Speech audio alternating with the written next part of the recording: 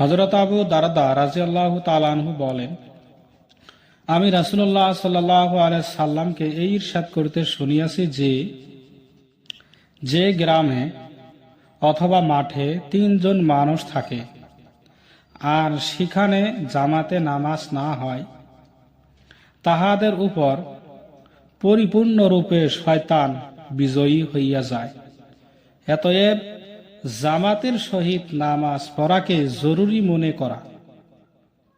একা বকরিকে বাগে খাইয়া ফেলে, আর মানুষ বাঘ শয়তান, আর মানুষের বাঘ হইছে শয়তান। হযরত আবু দারদা রাদিয়াল্লাহু তাআলা আনহু থেকে হাদিসটা বর্ণিত।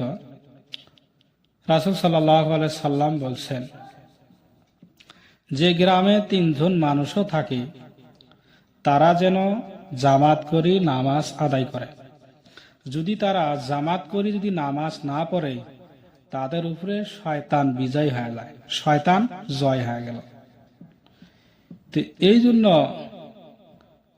জামাতে নামাজ পড়া জরুরি মনে করা।